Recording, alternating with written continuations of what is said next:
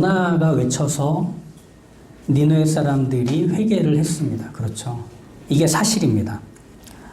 그렇다면 요나의 외침으로 니느웨의 깊은 죄의 잠에서 니느웨 사람들이 깨어 회개하게 된 것일까? 사실만으로 보면 요나가 외쳤고 니느웨 사람들이 회개했기 때문에 맞는 말 같습니다. 그런데 이렇게 한번 바꿔서 볼까요? 교만하고 고집센 요나가 외쳤는데 우상 숭배자들이며 이방인이며 잔혹하기 그지없었던 이 아수르 제국 백성들, 니느웨 사람들이 회개했다. 그럼 약간 이게 어떻게 가능하지? 라는 걸로 의아해집니다. 이게 어떻게 정말 가능한 일일까? 분명 교만한 요나와 그리고 우상 숭배자이며 이방인인 니느웨 사람들의 회개. 이 둘은 좀 상관관계, 원인과 결과로서는 좀 미흡해 보입니다. 씨를 뿌렸더니 열매가 맺었다라고 할 때 그 씨의 열매라고 하기에는 좀 어떤 질이나 정도가 달라 보이는 거죠. 그러면 이 요나의 외침으로 니느웨가 회개하게 될 때는 또 다른 어떤 외부적인 요인이 있었다라고 생각할 수 있습니다. 그게 무엇이냐? 오늘 우리가 본 본문 말씀에서 찾아본다면 하나님의 뜻입니다. 하나님의 뜻으로 요나가 니느웨에 가서 외치게 됐고 하나님의 뜻으로 니느웨 사람들은 회개하고 하나님께로 돌아서게 되었습니다. 죄를 버리게 되었습니다.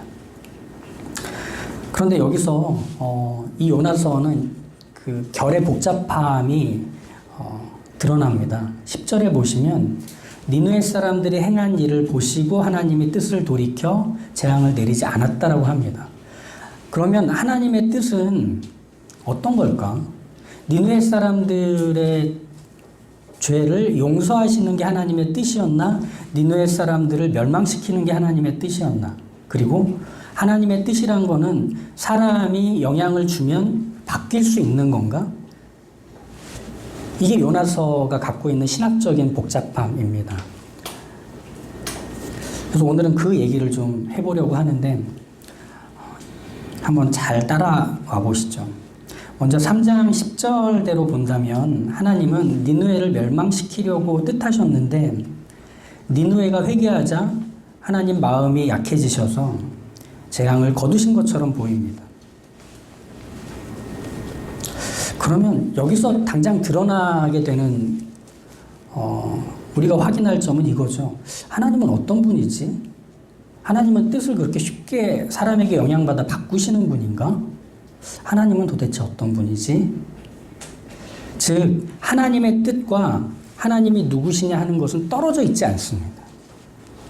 이 점을 우리가 오늘 설교를 통해서 처음부터 끝까지 쭉 전개하는 흐름으로 좀 삼고 싶습니다.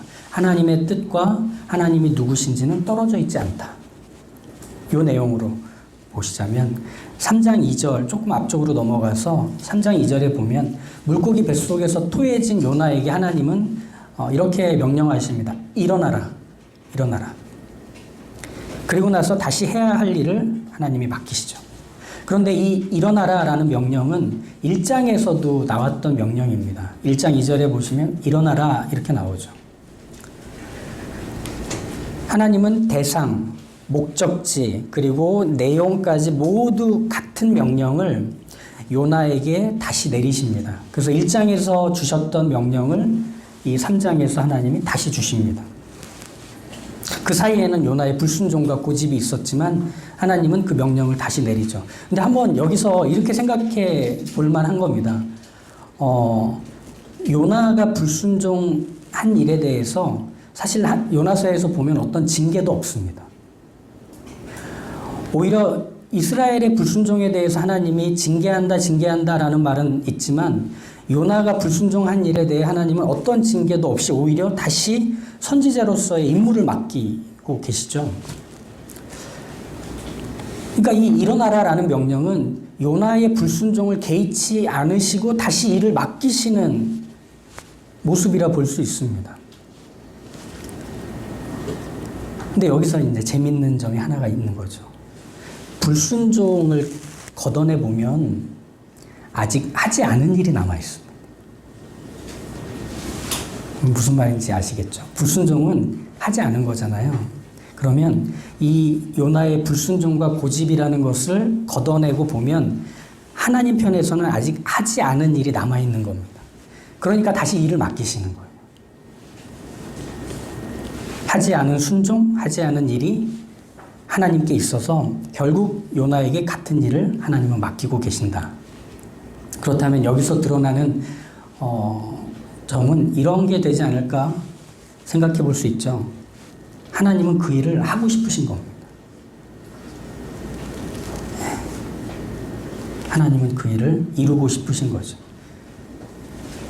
이 하나님이 이루고 싶은 일이 말하자면 하나님의 뜻입니다. 하나님의 뜻은 하나님이 이루고 싶으신 일, 그것입니다. 그럼 하나님이 이루고 싶으신 그 일과 요나는 어떤 무게를 하나님께 갖고 있을까요? 하나님이 니느웨를 회개시키시는 게 하나님께 있어서 하고 싶은 일이셨다면 요나의 어떠함은 사실 중요한 게 아니겠죠. 그냥 불순종하나 순종하나 상관없이 하나님은 그 일을 하고 싶으시기 때문에 요나가 불순종해서 도망가면 그냥 버려두면 됩니다. 다른 사람 시키면 됩니다. 그런데 하나님은 이 요나가 니느웨에 가서 그 말을 전하도록 하십니다. 그러면 여기서 하나님이 하고 싶으신 일은 뭐가 되는 거죠? 요나가 니느웨에 가는 걸 하나님이 하고 싶으신 겁니다. 그러면 요나가 니느웨에 가서 그 일을 하는 것이 하나님이 하고 싶으신 일이라면 요나가 그렇게 중요한 사람인가요? 요나가 지금 불순종해서 도망쳤잖아요. 훌륭해 보이지 않죠. 선지자답지 않죠. 그러면 하나님이 요나가 그렇게 중요한 사람이라고 여기셨다면 요나를 다시금 정상 상태로 만드시고 탈탈 털어가지고 빨아서 하얗게 된 요나로 다시 니느웨로 가게 하셔야 될 것 같은데 그렇지도 않으십니다. 그러면 훌륭한 요나가 필요하신 건 아니라는 걸 알 수 있죠. 즉 요나에게 일을 다시 맡기실 때 드러난 하나님의 뜻이라는 것은 결국은 이겁니다. 하나님은 요나를 통해 니느웨의 죄가 발각되었다는 걸 알게 하시는 것이 하나님의 뜻입니다. 그러니까 훌륭한 요나, 회개한 요나, 변화된 요나가 니느웨에 가서 영향을 미치고 하나님이 누구신지를 드러내는 것이 하나님의 뜻이 아니라 이 사실 자체, 요나가 니느웨에 가서 외치는 것, 이게 하나님의 뜻이었다는 겁니다. 그리고 또 드러난 일 두 번째를 생각해 본다면 요나의 외침을 들은 니느웨 사람들이 잘못을 시인하고 하나님 앞에서 회개합니다. 그럼 여기서 드러나는 하나님의 뜻은 뭐가 될까요? 요나의 외침을 통해 니느웨가 회개하고 그들이 재앙을 받지 않는 것이 하나님이 하고 싶으신 일입니다. 그럼 이제 첫 번째 뜻, 요나가 니느웨에 가서 외치는 게 하나님의 뜻이었고, 두 번째 뜻, 요나의 외침을 듣고 니느웨 사람들이 모두 회개해서 하나님의 재앙을 받지 않게 되는 것. 그럼 이 두 가지의 공통점은 뭘까요? 두 가지의 공통점은 일어난 일을 통해서 하나님의 뜻을 확인한다는 겁니다. 즉 하나님의 뜻은 우리가 아주 비밀하게 감춰져 있는 것을 어떻게 찾아내는 게 하나님의 뜻이 아니고 하나님의 뜻은 일어난 일을 통해 확인하는 게 하나님의 뜻입니다. 그러면 일어나지 않은 일은 뭐가 되는 거죠? 아직 모르는 하나님의 뜻일 뿐입니다. 즉 이렇게 결론을 지어볼 수 있죠. 하나님의 뜻은 결과로만 확인합니다. 하나님의 뜻은 결과로만 확인합니다. 요나가 간 것으로, 니느웨가 회개하여 재앙을 벗어난 것으로 하나님의 뜻이 드러난 거죠. 그렇기 때문에 이 하나님의 뜻이 그 결과로만 확인할 수 있다는 점에서 우리는 아주 중요한 그 하나님의 하나님이 어떠한 분이신지에 대한 것과 이렇게 이어질 수 있습니다. 그게 뭐냐면 하나님은 당신이 뜻하신 바를 반드시 성취하시는 하나님이십니다.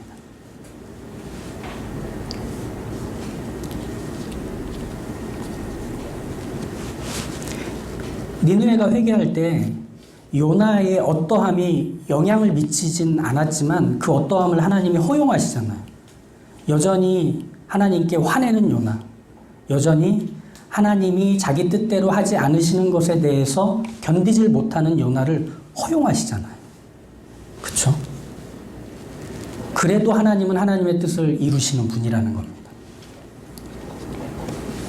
또 하나님으로부터 가장 멀리 있었던 이방인이며 우상 숭배자들이라는 이 조건을 갖추고 있는 니느웨를 구원하시는 데 있어서 하나님은 그들이 갖고 있는 조건들, 그들이 오랫동안 쌓아왔던 관습이나 그들의 가치관이나 그리고 그들이 갖고 있는 상식과 생각들에 하나님은 전혀 영향받지 않으십니다. 그 자리에서 즉시 대규모로 각성과 회개를 일으키게 하셨기 때문이죠. 왜? 하나님이 그들에게 구원하고 싶으셨기 때문입니다. 이처럼 하나님이 뜻을 이루신다고 할 때는 거기엔 무엇에도 영향을 받지 않으시고 멈춤도 없으십니다. 그래서 우리는 하나님의 뜻을 이루어내신 결과를 보고 알 수 있는 겁니다.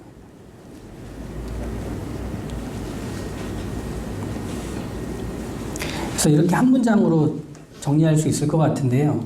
하나님은 뜻하신 것을 반드시 이루시는 하나님이시고 그분의 뜻은 반드시 성취된다. 다시 한번 말씀드릴게요. 하나님은 뜻하신 것을 반드시 이루시는 하나님이시고 그분의 뜻은 반드시 성취된다. 그래서 우리는 성취된 결과를 보고 하나님의 뜻을 아는 것이죠. 그럼 이 하나님의 뜻과 뜻하신 것을 반드시 이루시는 하나님 사이에서의 이 관계를 조금 더 자세히 니느웨와 요나를 통해서 보자면 먼저 니느웨를 한번 볼까요? 니느웨 사람들은 하나님이 니느웨를 멸망시키지 않으시고 오히려 살려주신 것, 살도록 도우신 것이 하나님의 뜻이라는 걸 멸망당하지 않게 돼서 알았습니다. 그렇죠? 그러면서 거기서 중요한 교훈을 하나 얻게 되죠. 아, 하나님께 돌이켜 회개하면 하나님이 용서하시는구나. 니느웨는 회개하고 멸망하지 않은 지금 살아있는 상태에서 그 교훈을 얻게 된 겁니다. 특별한 경험을 갖게 된 거죠. 그런데 이 부분이 참 특별해요. 뭐냐면 니느웨 사람들은 이스라엘 사람이 아니에요. 이런 하나님에 대한 지식과 경험을 계속 대대로 쌓아왔고 그걸 성경이라는 책으로 작성해 놓았고 그리고 그들의 문화와 사회와 전통 안에 그런 것들이 배어있지 않은 사람들이에요. 근데 그들이 마치 하나님을 잘 알고 있는 이스라엘 사람처럼 하나님을 얘기합니다. 9절을 한번 다시 보실까요? 하나님의 뜻을 돌이키시고 그 진노를 그치사 우리가 멸망하지 않게 하시리라. 그렇지 않을 줄을 누가 알겠느냐 이렇게 얘기합니다. 이건 이스라엘 사람들이 하던 얘기, 그게 우리한테 익숙하죠. 근데 이건 이스라엘 사람들이 아닙니다. 니느웨 사람들이 하고 있습니다. 하나님이 누구시고 어떤 성품을 가지셨고 이걸 하나님이 얘기하고 계십니다. 니느웨 사람들이 하나님에 대해 얘기하고 있습니다. 즉 그들에게 있어서 이 하나님에 대한 지식과 경험을 이렇게 빨리, 이렇게 짧은 시간에 분명하게 알 수 있다는 것 자체도 놀라운 일이지만 더 놀라운 것은 그들이 그 지식을 가지고 실행에 옮겼다는 겁니다. 금식하고 회개하고 니느웨 다음을 포기했다는 거죠. 죄의 길에서 돌이켰다는 것. 그리고 모든 악함과 잔혹함들을 포기했다는 거죠. 즉 그들의 지식은 죽은 지식이 아니라 살아있는 지식이었다는 것. 정보 정도가 아니라는 거죠. 요나가 화가 났던 건 아마 이 부분인 겁니다. 어떻게 이스라엘보다 이방인들이 하나님을 더 잘 알고 하나님을 믿는가. 그리고 하나님은 그들이 그렇게 회개하며 돌이킬 때 이스라엘에게 하듯 이들에게도 똑같이 하시는가? 그게 요나를 화나게 한 거죠. 그만큼 니느웨 사람들이 보여준 모습은 분명히 하나님의 용서를 받은 사람, 하나님이 돌이키도록 은혜를 베푼 사람들의 모습이었다는 겁니다. 여기서 하나님이 누구시며 하나님의 뜻이란 어떤 것인지를 이어볼 수 있는데요. 우리가 전도 집회 아니면 새신자 초청 예배 같은 걸 교회에서 드리잖아요. 그때 목사가 이런 요청을 합니다. 오늘 오신 분들 중에 이 복음을 믿고 예수 그리스도를 영접하기로 하신다면 지금 자리에서 일어나 제가 하는 기도를 따라해 주십시오. 이렇게 목사님이 얘기합니다. 그러면 정말 그 자리에서 어떤 분들이 일어납니다. 그리고 영접 기도를 따라합니다. 그러면 그 영접 기도를 따라하고 믿음을 고백한 그 사람에게 구원이 있게 된다면 그럼 그 구원은 그 일어난 사람의 행동 때문에 구원을 받은 것일까요? 아니면 그 기도를 선창한 목사 때문에 구원이 흘러간 것일까요? 구원은 일어난 사람의 행동 그리고 그것을 선창한 목사 때문에 일어난 게 아니고 하나님 때문에 일어난 일입니다. 즉 믿고 싶은 마음이 생겨 일어나게 되는 것, 아니 그 전에 이 집회에 오게 된 것, 그리고 그 복음을 듣고 그 복음 앞에서 작정하게 된 것, 그리고 그 기도를 따라하는 이 모든 과정 속에서는 그 사람이 한 일이고 앞에서 진행하는 목사가 한 일처럼 보이지만 그 사람의 구원에 이르는 모든 걸음과 그의 마음과 그의 행동은 하나님의 뜻이 점차 드러나는 마치 영화와 같은 필름이 붙여진 것과 같은 모습이 이루어진 것뿐입니다. 즉 하나님께서 뜻하신 것은 그 사람의 영접을 통해서 성취되고 드러났을 뿐이지 그 사람과 목사가 벌인 일은 아니라는 겁니다. 구원에 대해서. 니느웨도 마찬가지인 거예요. 그들은 상식적으로나 신학적으로 이해할 수 없는 즉각적인 대규모 각성과 회개를 벌였습니다. 전에 가져본 적도 없는 하나님에 대한 지식을 바탕으로 말이죠. 그건 니느웨를 구원하기 위한 하나님의 뜻이 거기에 있었고 그 뜻을 성취하시는 하나님이 계셨기에 그 일이 벌어진 겁니다. 구원이 하나님께 속했다라고 하는 그 말은 이처럼 구원하시려는 하나님의 뜻이 무엇에도 제한받지 않고 반드시 이루어진다는 점에서 하나님은 뜻하신 바를 성취하시는 하나님이시고 그분의 뜻은 반드시 결과로 드러난다는 것을 확인하게 되는 겁니다. 니느웨를 통해서 말이죠. 그래서 하나님의 뜻과 하나님은 결코 떨어져 있지 않습니다.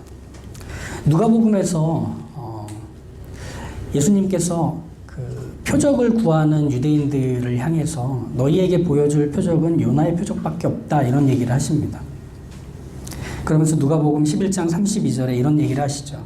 심판 때에 니느웨 사람들이 일어나 이 세대 사람을 정죄하리니 이는 그들이 요나의 전도를 듣고 회개하였음이거니와 요나보다 더 큰 이가 여기 있느니라. 유대인들에게 있어서는 이런 표적을 구했던 이유가 그것이었습니다. 아브라함의 혈통으로 태어났고 철저하게 율법을 준수하며 살았고 성전을 목숨같이 사랑했기 때문에 자신들이 그렇게 하나님께 헌신하고 열심을 낸 것을 하늘의 놀라운 초자연적인 현상들을 통해서 자기들을 편들어 달라는 겁니다. 갑자기 해가 사라지거나 갑자기 해가 두 개로 뜨거나 하는 식으로 대단한 기적들을 보이셔서 하나님이 살아계시고 우리는 그 살아계신 하나님께 얼마나 열심과 헌신을 다했는지를 확인받게 해달라는 것이었습니다. 이것에 대해서 예수님은 그들의 중심을 꿰뚫으신 거죠. 무엇이냐면 아브라함의 후손이라는 자부심, 율법에 목숨을 걸어온 헌신에는 하나님이 배제되어 있었습니다. 거긴 하나님이 없는 거예요. 그러니 그들이 어떤 기적과 현상을 하나님이 보여준다고 해도 그게 하나님을 구원자여 왕으로 믿는 것과는 상관이 없는 겁니다. 오히려 자기가 갖고 있는 헌신과 확신을 더 도드라지게 할 뿐인 거죠. 봤지? 하나님이 나같이 헌신된 사람들에게는 이런 것도 보여주셔. 너네 내 말 안 들으면 알지? 이렇게 될 수밖에 없는 논리라는 겁니다. 그런 유대인들에게 니느웨의 회개에는 말 그대로 뼈를 때리는 거죠. 그들은 하나님께 은혜를 받을 만한 그 어떤 것도 한 적이 없습니다. 하나님께 그들의 그 구원을 얘기할 만한 그 무엇도 갖고 있지 못했습니다. 그럴 때 하나님이 요나를 보내셨고 그때 그들의 마음에 하나님을 믿고 돌이킬 수 있는 일들이 즉각적으로 벌어진 겁니다. 그럼 무슨 일이 일어났느냐? 하나님이 하신 일이 일어난 겁니다. 그리고 거기에 하나님의 뜻이 드러나 버린 겁니다. 이게 바로 니느웨를 통해 드러나는 증거였던 거죠. 하나님은 하나님의 뜻을 이루시는 데 있어서 그렇게 니느웨여도 상관이 없는 겁니다. 그들을 바꾸시고 구원하시는 데 있어서 하나님은 어떤 니느웨여도 전혀 상관이 없으셨던 겁니다. 그럼 어떤 요나여도 전혀 상관이 없겠죠. 개인으로 내려와서 생각해 보죠. 요나가 이런 사람이었다면 어땠을까요?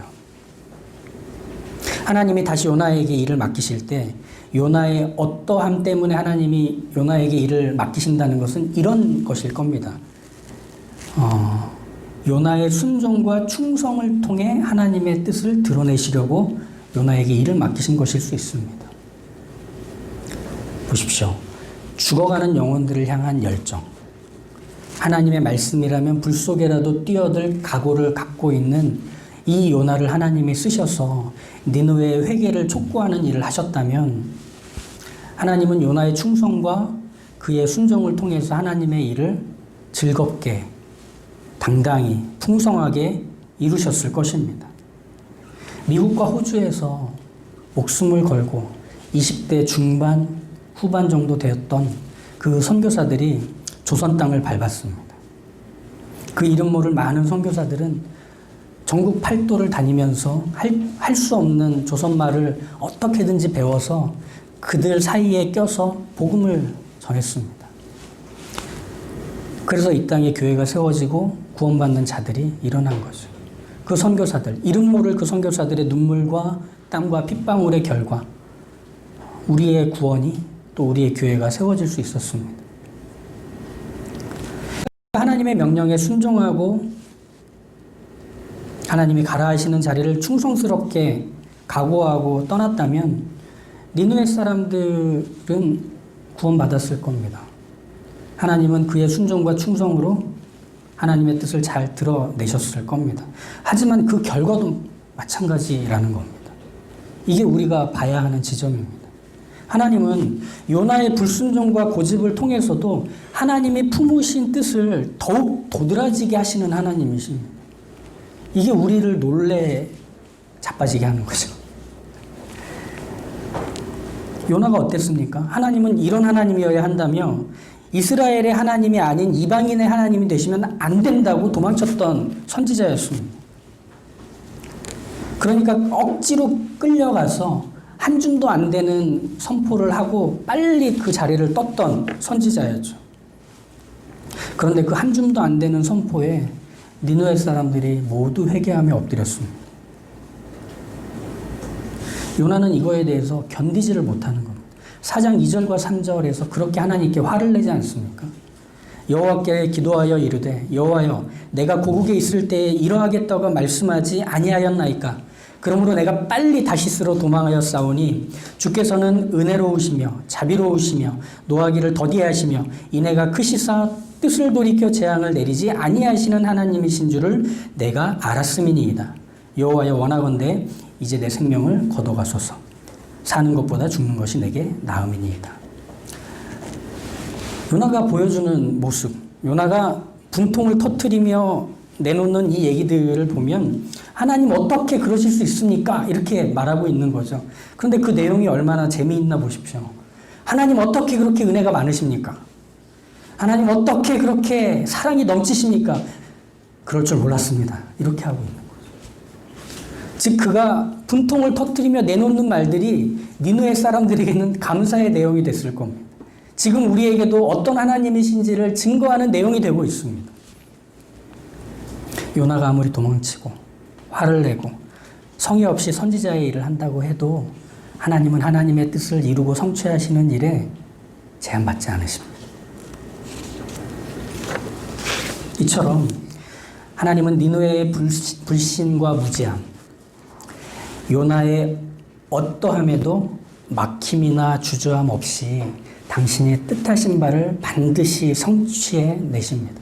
이게 요나서를 통해 우리가 가져야 하는 진리입니다. 하나님은 뜻하신 바를 반드시 성취하신다. 그리고 하나님의 뜻은 반드시 결과를 통해 확인하게 된다입니다. 그래서 하나님은 요나가 불순종하고 교만해도 허용하실 수 있습니다. 니느웨의 불신과 무지함도 허용하실 수 있습니다. 그걸 다 뛰어넘으실 수 있기 때문에, 그것에 영향받아 결과를 바꾸지 않으실 수 있기 때문에 그러신 겁니다. 즉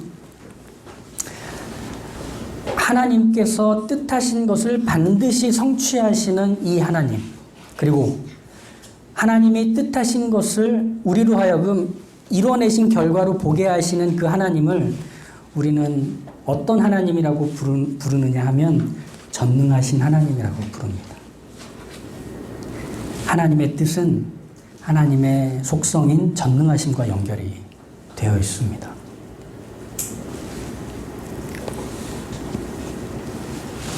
하나님의 속성이라고 하면 좀 신학적인 개념이라 어렵게 들리지만 이렇게 이해하시면 됩니다.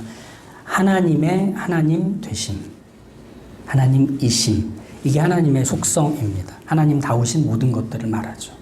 그래서 성경에서 하나님은 자비로우시다, 하나님은 지혜로우시다, 하나님은 전능하시다 라고 하는 이 표현들은 다 하나님의 속성입니다. 하나님다우심입니다. 여러 가지 하나님다우신 것들이 있겠죠. 이 하나님의 속성에서 하나님의 뜻과 관련되어 있는 속성을 말하자면 전능하심이라는 겁니다. 왜죠? 그분이 뜻하신 것은 반드시 이루어내시기 때문에, 그리고 무엇을 허용해 주신다고 해도 그것에 영향받아 결과가 바뀌지 않게 하시기 때문입니다.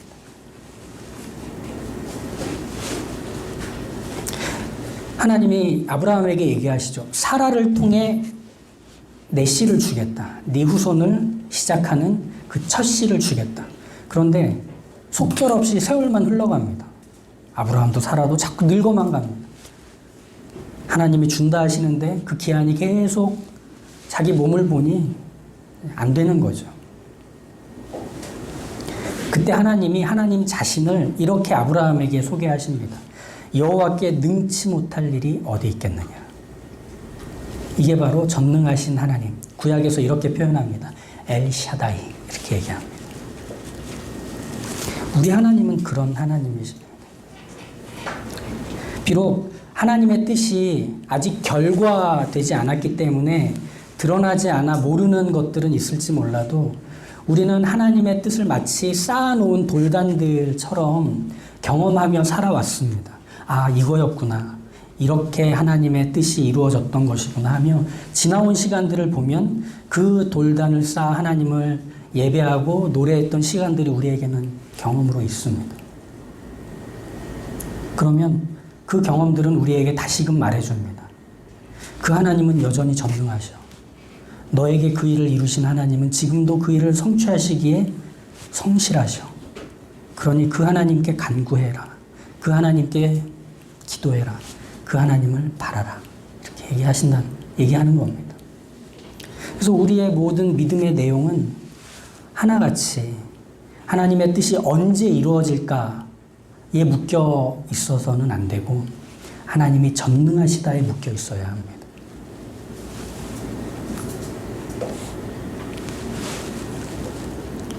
그리고 또 하나 생각해 볼 수 있는 것은 하나님은 내가 어떤 결정과 선택을 한다 해도 그것이 하나님의 뜻하신 것들을 바꾸거나 다시 새롭게 하지는 않으신다는 것입니다. 죄책감이 들 때가 있죠. 자책이 찾아올 때가 있죠. 내가 한 선택에 대해 불안해할 때가 있죠.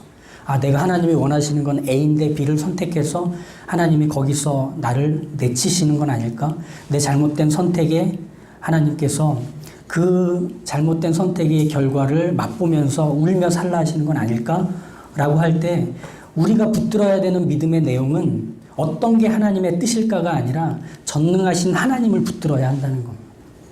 그럼에도 불구하고 여전히 당신의 뜻을 성취하시는 하나님, 나를 끌고 가셔서 그 결과의 자리에서 하나님의 뜻을 확인하게 하실 하나님, 그 하나님을 우리가 믿는 것입니다. 하나님은 뜻하신 것을 반드시 성취하십니다. 그리고 그 뜻하신 분이 하나님 자신임을 알게 하시려고 하나님은 완벽하고 지혜롭고 성실하게 그 일을 이루어내십니다. 그 하나님을 찾고 그 하나님을 구하고 그 하나님을 바라는 것, 이것이 우리의 기도의 자리에서, 우리의 일상의 자리에서 우리가 하나님을 찾고 구해야 될 모든 시간과 순간에서 우리가 가져야 할 믿음의 내용이어야 할 것입니다. 그 전능하신 하나님을 믿고 사시는 하나님의 귀한 자녀들, 하나님의 백성들 다 되시기를 간절히 축복합니다.